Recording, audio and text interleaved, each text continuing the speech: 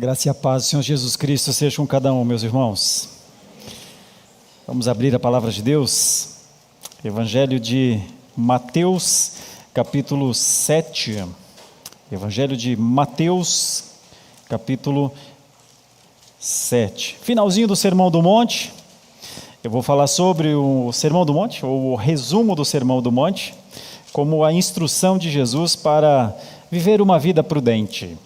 Mateus capítulo 7, versículos são o 24 até o versículo 27. Leio o texto, falo com as crianças, deixe-me ver se temos crianças aqui hoje à noite. Parece-me até que não temos. Não temos ou temos? Temos, lá em cima. Lá em cima temos? Temos duas, claro, Richard. Estou vendo lá as princesas, muito bem. O Marcos está falando isso, muito bem, o Marcos está chamando, o presbítero Marcos chamando as crianças para ir com ele, tá bom? Então, Ricardo, deu tudo certo lá, as crianças seguem com o presbítero Marcos, para um tempo de explicação da palavra de Deus. Está escrito assim, acompanhamos? Todo aquele, pois, que ouve estas minhas palavras e as pratica, será comparado a um homem prudente, que edificou a sua casa sobre a rocha. E caiu a chuva, transbordaram os rios, sopraram os ventos e deram com ímpeto contra aquela casa que não caiu, porque fora edificada sobre a rocha. E todo aquele que ouve estas minhas palavras e não as pratica, será comparado a um homem insensato, que edificou a sua casa sobre a areia. E caiu a chuva, transbordaram os rios, sopraram os ventos e deram com ímpeto contra aquela casa, e ela desabou, sendo grande a sua ruína. Meus queridos irmãos, a palavra prudência aparece muito forte aqui nesse texto. É verdade que esse texto não está falando sobre construção civil, não está falando sobre escolha de locais adequados para construir uma bela casa, também não está falando sobre o clima. Eu venho de uma região de muitos ventos, e por incrível que pareça, não faz muito tempo que nós descobrimos que ela é uma região de muitos ventos. O oeste de Santa Catarina, hoje eu estou falando tanto da minha cidade, Maravilha, estou com uma vontade, eu acho que tem que voltar para lá. Maravilha, em 1983, foi arrasada por uma tempestade, por um vendaval muito forte. E casa dos nossos familiares, as casas dos nossos familiares se perderam todas. Quase todos nós perdemos as casas naquela época, em 1983. E a gente se perguntava lá, eu tinha bons 13 anos de idade, por quê? Hoje, 40 anos depois, com estudos meteorológicos e tudo mais, descobriu-se que é porque é um fluxo de vento mesmo muito forte, que bate na Cordilheira dos Andes, com a força dos ventos, mais a umidade que desce da Amazônia, e esse vento corre por aquela região e arrasta, então, quase tudo naquela região, em muitos lugares. Depois que nós entendemos isso, que eu entendi isso, todo ano eu sei que em algum momento vai ter algum vendaval, alguma tempestade ali, principalmente naquela região do meio oeste de Santa Catarina, norte do Rio Grande. Lá em Santana do Livramento, não sei se é tanto, Mateus, talvez não tanto. O que pega lá é o minuano, o vento que vem forte, vem trincando a orelha. O pessoal diz lá que é tão forte o vento que no inverno, se mexer na orelha, quebra. Então o pessoal se cuida para ver como não é fácil viver em alguns lugares desse Brasilzão, Pois é, mas ainda assim esse texto aqui não está falando de clima, não está falando, esse texto está na verdade concluindo ou chamando a atenção, é quando Jesus aplica. Sabe quando Paulo escreve uma carta, a carta aos Efésios, e ela tem 6 capítulos, os primeiros 3 capítulos da carta de Paulo aos Efésios são teoria, explicação sobre, mais explicações sobre a teoria, é uma teorização intensa, quase filosófica, embora Paulo não seja um filósofo, é um judeu muito focado no objetivo. Os filósofos têm uma tendência mais circular, mais espiral de estudar as coisas. Paulo não, Paulo está tratando de assuntos sérios, da igreja. A carta de Éfeso aos Efésios é uma carta eclesiástica, uma carta da igreja. Mas ele gasta 3 capítulos explicando, e então quando termina bem na metade, ele começa desta forma então, por isso então, agora, por conta do que eu falei ao longo desses 3 capítulos nesta carta, agora vamos pôr em prática isso. Isso a gente chama de aplicação. Jesus faz essa aplicação aqui de uma maneira interessantíssima, pontual, cirúrgica. Ele coloca tudo o que ele falou no Sermão do Monte e diz: com prudência nós vamos analisar, com prudência nós vamos aplicar, com prudência ou não, nós vamos colher os resultados disso tudo. Então, o que é esse resumo do Sermão do Monte? Eu vou sintetizar apenas nos tópicos, são 9 tópicos. Então, guarda aí, nós estamos falando do Sermão do Monte. O Sermão do Monte enfatiza as bem-aventuranças, lembram? Lá no começo, todas aquelas bem-aventuranças. Essas bem-aventuranças, meus irmãos, são a valorização de virtudes como humildade, compaixão, justiça, subvertendo as noções convencionais de felicidade, diz Calvino. Olha, as bem-aventuranças são extremamente contraculturais. Bem-aventurado é o que chora, bem-aventurado é o que não busca a glória para si. Bem-aventurado, feliz mesmo, é o que sofre perseguição. Ele deve inclusive exultar, diz o texto. Então, só para ter uma ideia de que as bem-aventuranças começam com uma contraculturalidade muito forte. Bom, é lá nas bem-aventuranças que também é dito que tem um jeito de cristãos viverem, sendo sal e luz do mundo. Isso é importante. Por que é importante? Porque tanto o sal quanto a luz exercem algo extremamente positivo e fazem diferença onde estão. Tanto o sal quanto a luz mudam a situação. Ou seja, instrução de Jesus sobre a bem-aventurança é sobre ser a luz e o sal do mundo. Tem outra coisa lá no Sermão do Monte, é quando Jesus diz: lei, ninguém vai conseguir cumprir, mas eu já cumpri. Então Jesus se apresenta como o cumprimento da lei e dos profetas. Tem mais coisas lá no Sermão do Monte, as chamadas éticas relacionais. Como é que se deve conversar sobre raiva, perdão, pureza de coração, amor ao próximo, padrões morais? Tudo isso está lá no Sermão do Monte. É no Sermão do Monte que Jesus critica a ostentação religiosa dos judeus, levando aqueles que estão ouvindo a sua exposição, o seu ensino, a aprenderem sobre o que é a verdadeira devoção, o que é a verdadeira adoração. Então vejam que o Sermão do Monte é cheio de instruções riquíssimas para viver. Lá no Sermão do Monte, Jesus fala sobre as prioridades. Sabe o que Jesus diz? Jesus diz: a prioridade do ser humano é o reino de Deus. Isso é novo. Prioridade não é a minha vida, prioridade não é o meu sonho, prioridade não são meus ideais. Aqui Jesus quebra esse conjunto de preocupações materiais que está no ser humano, para dizer: não. Nós temos que buscar primeiro o reino de Deus e a sua justiça, e depois as coisas. Lembram disso? Mateus 6,33? Buscai o reino de Deus e a sua justiça, e todas as coisas serão acrescentadas. É o Sermão do Monte e a sua riqueza. Olha outra coisa importante que Jesus diz lá no Sermão do Monte. Irmãos, todos nós somos juízes. A gente é bom demais nisso. A gente sabe o que é certo e o que é errado. A gente emite juízo com uma facilidade que parece que a gente fez PhD em juizidrismo. A gente é bom nesse negócio, a gente julga legal. A gente parece que todas as coisas que chegam à nossa mente, a primeira vontade é: isso é certo, isso é errado. Eu gosto, eu não gosto. Eu aprovo, eu não aprovo. Mas vejam o que Jesus diz sobre o julgamento precipitado e sobre a necessidade maior de autocrítica. Eu vou resumir, é como se Jesus diz: seja juiz, exerça a justiça contra você mesmo, tá? Vira contra você, vá para o espelho e te julgue, e confesse, vá, estabeleça o martelo do juiz contra você mesmo, não contra os outros. Percebe? Isso é muito diferente do que é a cultura dos judeus da sua época, e é muito diferente do que é a nossa cultura dos nossos dias. Então o Sermão do Monte é um conjunto de coisas que a gente começa no meio dele a dizer: ai, ai, ai. Ai, ai, ai, nessas 5 ou 6 coisas faladas aqui, eu já, no checklist aqui, já umas 3 aí, talvez eu esteja dentro, né? Outra coisa importante do Sermão do Monte, no Sermão do Monte, os discípulos fizeram uma pergunta, muito humilde, eu acredito, quando eles disseram: mestre, ensina a gente a orar, ensina a gente a orar. Jesus para, olha para eles, vê que isso é importante para eles.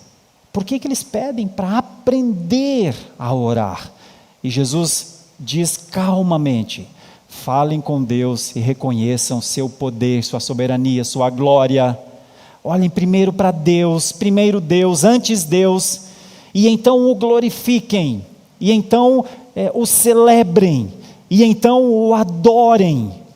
Quando vocês não tiverem, eu estou parafraseando a oração dominical, mas eu vou exagerar para você entender a ideia final do que Jesus estava dizendo. Quando vocês esgotarem tudo o que vocês sabem e podem falar sobre Deus e sobre a sua glória, então vocês começam a falar de vocês. Então vocês começam a dizer a Deus que vocês precisam de pão também para comer. Vocês precisam de cuidados nas horas difíceis, nas tentações. Você percebe? Jesus ensina os seus discípulos na oração a, antes de tudo, antes de qualquer coisa, considerarem quem é o seu Deus. E então, depois desse ato contemplativo na adoração, vocês podem conversar com Deus sim, sobre as suas necessidades. Deus é um bom Pai, Ele vai ouvir vocês, Ele vai cuidar de vocês. Mas perceba que a forma como Jesus ensina os discípulos a orar, a fazer o jejum, a exercerem atos de generosidade, são extremamente contraculturais. A cultura judaica da época, nem a cultura judaica, nem a cultura helênica, eram afeitas a essa ideia de pensar no outro antes de pensar em si. Parece que até é nossa, né, um pouco. Cultura daqueles tempos buscava o reconhecimento humano, era muito forte isso. Tanto é que na religião judaica, a questão das obras tornavam Deus praticamente obrigado a atendê-los com salvação, porque eles praticavam as boas obras, porque eles eram rigorosos na prática e no cumprimento da lei. Por fim, o Sermão do Monte termina, ou vai caminhando para o seu final, olhando aqui no texto, numa passagem importantíssima, quando Jesus fala sobre as 2 estradas, sobre os caminhos. Jesus compara os 2 caminhos, e Jesus diz: sabe a coisa mais difícil que vai acontecer para você? É que você vai ter que negar o que é bom. Caminho largo é bom, caminho largo não tem regras, não tem leis. Caminho largo é o caminho da sensação, dos sentidos, é o caminho do prazer. Mas sabe quando você olhar para aquele caminho e você ter de dizer: não é o meu? E então quando você compara o caminho largo e o caminho estreito, você vai precisar de uma condição, de uma sabedoria que vai confrontar a sua carne, que vai confrontar a sua ambição, que vai confrontar o seu querer. De onde vem esta sabedoria? De onde vem a sabedoria que compreende que o caminho largo é um caminho de perdição e que o caminho estreito é o caminho da construção da vida com Deus, do alicerce sólido da fundamentação da sua palavra? De onde vem essa sabedoria? Na nossa liturgia, o seminarista Jonathan leu 2 passagens de Provérbios que enaltecem muito essa questão da sabedoria. E a sabedoria, em Provérbios, ela está conectada à 2ª pessoa da Trindade, o Filho de Deus. Então, quando você pensa em sabedoria, em Provérbios, você não pode dizer que é Jesus, o filho de Maria e de José, que nasceu no tempo e na história, mas o termo sabedoria está atrelado à 2ª pessoa da Trindade, que é o Messias, que é o que no tempo certo da história encarnou-se, e por causa disso se tornou ser vivente como nós. Por aí nós já conseguimos entender um pouco que este que encarnou fala da sabedoria que ele é, porque ele está lá em Provérbios. Agora ele está manifestado aqui, agora ele está falando com os seus discípulos, e agora ele está dizendo: bom, Não tenho mais o que falar. Acho que já disse tudo que eu queria dizer. Só tem uma coisinha a dizer agora. Aquele que ouve as minhas palavras e as pratica, será comparado, e aí nós vemos o texto, que é praticamente uma conclusão ou uma aplicação. Ele fala: aquele que ouve estas minhas palavras e as pratica, será comparado a um homem prudente que edificou a sua casa sobre a rocha. Meus irmãos, eu vou trazer isso para o campo dos nossos dias, e imagino que você tenha percebido isso também. Nós estamos exatamente num período do ano aqui no nosso país de festas, né? Quem veio para a igreja agora há pouco deve ter encontrado algum movimento em alguma rua. E provavelmente se você estava com alguém, se você veio com alguém, e vocês teceram algum comentário sobre a forma como as pessoas estão se vestindo, por exemplo. A forma como as pessoas estão se comportando nas ruas. Alguma coisa incomodou você. Eu não sei se você disse: meu Deus, esse mundo está perdido. Eu não sei se você disse: não pensei que eu fosse viver para ver um homem vestido de mulher, uma mulher vestida de homem. Talvez você falou isso. Talvez você falou: meu Senhor, graças a Deus, como o fariseu lá disse, graças a Deus que não sou como eles e que eu sou cuidado pelo Senhor. Eu não sei como você reage às coisas escabrosas do mundo. O fato é que em todas as ações, normalmente, todas as nossas ações, ou elas já são uma consequência de alguma coisa idealizada lá atrás, ou elas provocarão uma consequência no futuro. Ninguém foge às consequências. E é sobre isso que Jesus está falando. A prudência, ela não é um ato de medo. A prudência, ela não é um ato de parar uma ação. A prudência, ela não é uma fobia que trava alguém de caminhar. O prudente caminha, mas caminha olhando mais, se preocupando mais. A ação do prudente, ela não é menos rápida do que a ação do imprudente. A ação do prudente pode ser tão rápida quanto a ação do imprudente. Mas a diferença entre um prudente e um imprudente é a preocupação com as consequências. E esse texto parece falar coisas importantes. Jesus queria que os discípulos compreendessem, em um âmbito de muita areia, de muita rocha, que sempre existirão ventos, sempre existirá chuva, sempre rios transbordarão, sempre os rios que transbordam alcançam espaços fora de sua caixa. E sempre ventos alcançam lugares que nunca chegaram antes. Jesus está preparando seus discípulos para os dissabores da vida. Mas em meio aos dissabores da vida, a forma de trabalhar isso, e um dos grandes dissabores que os discípulos experimentariam seria a sua ausência, quando ele iria para a cruz. Se eles tivessem fundamentado ou praticando aquelas palavras que ele havia ensinado, e vivendo por aquelas palavras, e reconhecendo aquelas palavras como palavras de vida, eles iriam suportar a sua ausência, eles iriam suportar a perseguição, eles iriam considerar o reino de Deus mais importante do que os seus propósitos, eles iriam até o fim. Então, aqui algumas características importantes do prudente. Normalmente, ele é aquele que pensa mais nas consequências. E normalmente ele se prepara na forma de construir a sua casa, pensar em levantar a sua casa sobre uma rocha, ele já sabe que existem os ventos, ele já sabe que os rios sobem, ele já sabe que em algum momento aquela estrutura pode ser atacada. Irmãos, não existe estrutura mais atacada do que o cristianismo na história, eu acredito. Há 2000 anos os ventos vêm com ímpeto contra o cristianismo. Há 2000 anos os rios se levantam para submergir o cristianismo. Há 2000 anos uma tentativa de destruição de absolutos, como, por exemplo, a família, a igreja e o Estado. As três grandes instituições que Deus estabeleceu e que não tem jeito de se romperem. Elas são de Deus, as três. E carregam um nível de responsabilidade no mundo um nível muito parecido. Deus formou Israel, deu status de nação. Deus formou a família e disse, homem, mulher, filhos. Deus formou a igreja e Jesus disse, eu vou edificar essa igreja. Quem pode ir contra a igreja? Quem pode ir contra a família?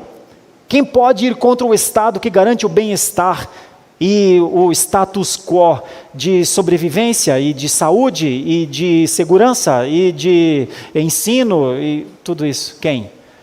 Bom, quem? O mundo é o hábil artista ou é aquele estrategista, é o sniper do cristianismo, de todos os lados. Você imagina a gente especializada em combater a família, em combater a igreja, em combater o ser humano, como ele foi criado por Deus. Imagine. E esse é um tempo agora, nesses dias, que você percebe isso mais claramente.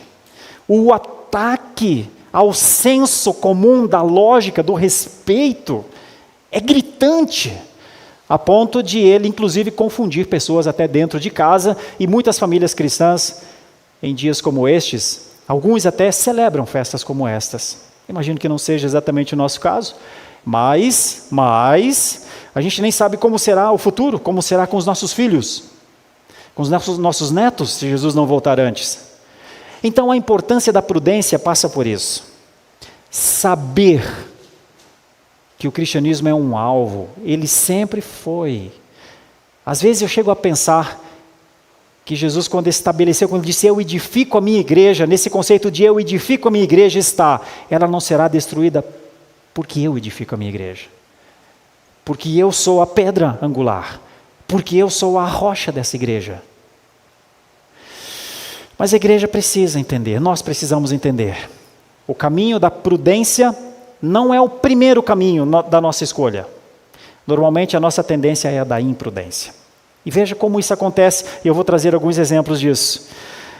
Então, Jesus diz, mas tem quem ouve as minhas palavras, ou seja, ouve e diz, é verdade, tem que ser sal do mundo, é verdade, tem que ter ética relacional, é verdade, tem que ter práticas piedosas, é verdade, tem que confiar mais em Deus do que em mim, sim, é verdade, tem que esperar para julgar, tem que julgar primeiro a mim mesmo, severidade primeiro comigo e não com os outros, é verdade. Tem que orar como Jesus disse, é verdade. Tem que ser generoso, sim. E tem que escolher o caminho estreito. Quantos cristãos dizem isso para não fazer nada disso? Esse é o tempo, ou o percurso da mente que passa pelo coração e vai para as nossas mãos. Tinha um livro muito antigo que dizia, errou o céu por 50 centímetros, eu acho. Alguns mais antigos talvez tenham conhecimento. Que é quando a pessoa sabe tudo sobre o céu, mas não entrou no coração, aquilo não vive, aquilo não bate no coração. Aquilo não é o seu motivo de viver. Não é. Ela sabe, mas não faz. Sabe muito, mas fazer é outra coisa. Fazer não é fácil, pastor, fazer, bem que eu queria fazer, mas fazer é difícil demais. Então aqui Jesus diz, olha, este é o imprudente. O imprudente é o que constrói casa. Sabe que a casa precisa ser firme, mas não atenta, não imagina, ou pensa assim, não vai vir vento contra a minha casa, Deus me ama, Deus cuida de mim. Não vou fazer seguro do carro, não vou fazer seguro da casa. Deus me ama, Deus cuida de mim. E então tenta a Deus com isso. O imprudente faz isso. O imprudente constrói casa e quando você olha a casa recém-feita, você diz, ai que linda, quero morar nela. E aí você vai, e no primeiro vento você vê ela balançar. Eu que já morei em casa de madeira, alguns de vocês talvez tenham morado em casa de madeira. Casa de madeira é terrível na hora do vento, porque ela range tudo, imagina, os caibros em cima, né? Não tem pedra angular. Então eu já estive dentro de casa de madeira que eu olhava assim e pensava, será que passa dessa vez, né? Ele constrói casa, ele pinta a casa, ela fica bonita aquela casa, e as pessoas falam, que casa maravilhosa. Parece a casa da Branca de Neve, mas que não venha vento, né? Que não venha rio forte. Tu já pensou construir uma vida assim? Em que por fora está tudo certinho, tudo alinhado. Já pensou? com a Bíblia assim, embaixo do braço, todo domingo. Já pensou? Às vezes não gosta nem de celular, essas coisas, não. Eu gosto mesmo é da Bíblia mesmo. E eu gosto também, viu? Mas eu quero dizer que às vezes isso é uma cortina de fumaça. Pessoas usam coisas, conceitos imagéticos, muitas vezes, para esconder que não leem a Bíblia, que não se alimentam dela, que não sofrem diante dela por seus pecados, que não fazem as páginas ficarem amarelas de tanto abrir e olhar. E que às vezes até passam vergonha, porque quando eles vão abrir a Bíblia, ela ainda tem aquela colinha, sabe aquela colinha, aquela assim, daí abre assim e fala, puxa, não tinha notado. Irmãos do céu, é um perigo a ideia de parece que eu construí uma casa, parece que a minha casa é sólida, parece que a minha vida é uma vida de crente, uma vida santa. As pessoas olham e dizem, queria ser como você. Sua vida parece tão boa porque você é um homem, uma mulher que parece ser muito crente. Bom, que não venha vento, né? Que não subam os rios. Jesus está amando os seus discípulos, cuidando dos seus discípulos e pedindo carinhosamente que eles avaliem a estrutura da sua vida. Como é que eu posso ajudar, contribuir, servir a esta preciosa igreja enquanto eu aqui estiver? Trazendo sempre essa consciência. Mais importante do que aparentamos é o que somos. Nosso caráter, antes de ser público, é privado. Nossa adoração, antes de ter os olhos fechados, as mãos erguidas, a mão no coração, é o sentimento de prostração diante do Senhor em adoração humilde.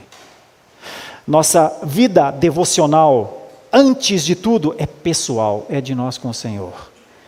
Então vou trazer aplicações muito breves, que eu espero que você não esteja dentro delas, obviamente, mas vou trazer. Você quer descobrir se o cristão é um cristão prudente ou imprudente? Pergunte ou analise o tempo que ele tem de leitura bíblica diária. O tempo que ele tem só ele com o Senhor diariamente. O tempo que ele tem na sua agenda para buscar as coisas do reino mais do que as dele. A preocupação que ele tem com os seus filhos, sejam pequenos, sejam adolescentes, sejam idosos já. Você quer descobrir sobre o prudente e o imprudente?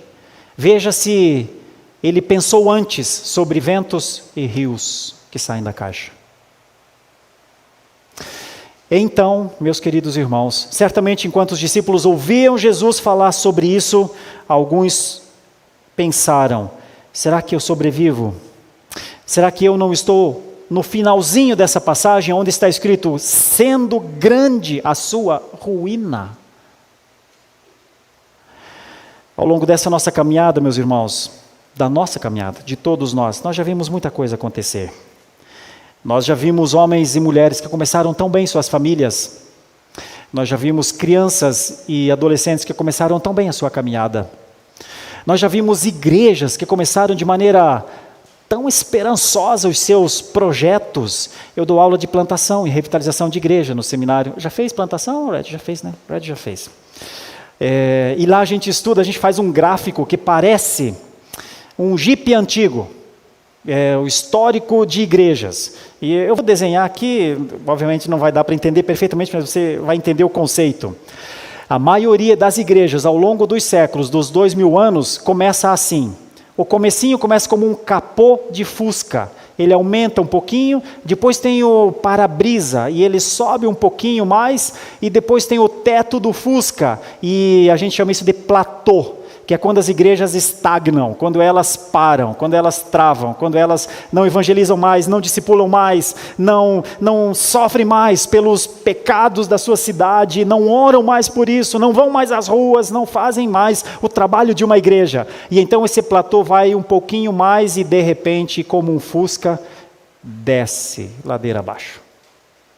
Esse é o desenho da maior parte das igrejas ao longo dos séculos. Elas nascem, crescem, ficam estagnadas e morrem. Por quê? É a pergunta.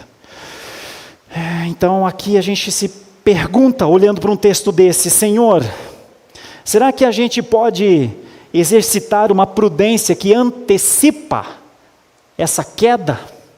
E então, lá nas aulas de plantação de igreja, a minha técnica, o meu jeito de pensar com os meus alunos porque quando é que você tem que pensar em revitalização de igreja? Quando é que você tem que pensar em revitalização de uma instituição? Há 15 anos eu faço consultoria de algumas igrejas, fora do Brasil e algumas aqui no Brasil também. E boa parte das pessoas que me procuram para a revitalização de igrejas, normalmente elas procuram quando a queda está mais ou menos lá onde estava escrito no Fusca 1500, 1300, que nós dizíamos antigamente, né? 1300L, que era quando o Fusca era de luxo. Então, quando está lá, naquele lugar, é que alguém diz, me ajuda, a gente precisa recuperar, a gente precisa revitalizar. E naquela hora, quando alguém me procura naquela hora, praticamente o que eu tenho a dizer get out. Você precisa sair. Porque aquela não é mais a hora da revitalização da igreja. Quando é que começa a revitalização da igreja? Começa do início. Enquanto se está plantando a igreja, precisa pensar em revitalização. Precisa pensar que o pecado atinge o tempo inteiro a igreja. Precisa pensar que o egoísmo atinge o tempo inteiro. Precisa pensar que as competições internas atingem a igreja o tempo inteiro. Então, quando começa uma igreja, na plantação de uma igreja, começa a revitalização dessa igreja também. Quem consegue perceber isso, não vai ter a curva do Fusca ou do Jeep lá no final. Pastor, por que você está falando de igreja? Porque eu quero chegar em nós, na revitalização da nossa vida. Quando é que começa a revitalização da nossa vida, meus irmãos? Muitos cristãos já estão com a sua vida caindo de tal maneira que se encontra lá onde está escrito 1500 no Fusca, no capô de trás do Fusca. Já está tarde. Você não precisa ser jogado fora da sua vida, mas precisamos entender que está tarde. Então a revitalização de uma vida é a volta às Escrituras, é a volta ao tempo de oração, é a volta do tempo com Deus, é a valorização de Deus mais do que de nós, é o gosto por estar em comunhão com os meus irmãos, é o gosto por, junto com os meus irmãos, proclamar a esse mundo perdido a salvação. Mas deixa eu piorar, tem gente que está abaixo de onde está escrito no 1500, está lá naquele para-choque já, dos Fuscas antigos, que tinha como se fosse 2 chifres, assim, os de 69 para trás. Onde é que eu estou na minha fé? Eu estou mais ou menos lá no para-choque de trás do Fusca. Irmãos, Jesus se preocupava com isso, se preocupou com os seus discípulos com isso. Nós precisamos nos preocupar com isso. Se encontrarmos como resultado da nossa vida atos imprudentes, saiba que eles têm consequência. Ninguém fugirá às consequências dos seus atos imprudentes. Mas às vezes se consegue estancar uma prática imprudente com o reconhecimento e com o arrependimento e com a confissão de pecados. É nisso que eu acredito. Realmente acredito. Acredito que alguém que possa estar lá na altura da sua vida, como se fosse no para-choque, na altura do para-choque de trás do Fusca, é possível que ela consiga recompor a sua vida, uma vida de devoção, uma vida de contemplação, uma vida de adoração, uma vida de testemunho, uma vida de prudência em relação às suas ações. Pensemos nisso. É possível ser prudente? Jesus diz que sim. Porque os ventos são os mesmos. Os ventos batem na casa do prudente e do imprudente. Não brigue com os ventos. Não pense que eles não virão. Não ache que o problema esteja nos ventos. O problema está no construtor. Feche seus olhos, vamos orar ao nosso Deus. Santo e eterno Deus, grande é o teu poder, tua misericórdia, tua compaixão para conosco. O Senhor nos ensina muito sobre vida ética, vida centrada em Deus, desafio a padrões e culturas. O Senhor aponta para cada um de nós um relacionamento profundo, transformador mesmo com o Criador. E essa é uma passagem que fala muito aos nossos corações. Principalmente se nós encontrarmos na nossa vida um extrato de imprudência, imprudência, imprudência, imprudência. Talvez não seja o caso, o meu caso ou o seu caso, o nosso caso nessa noite. Mas talvez seja o caso de uma pessoa, talvez, que esteja aqui entre nós. Que essa palavra faça sentido ao seu coração e lhe dê esperança para um ponto de retorno, para uma volta aos teus braços.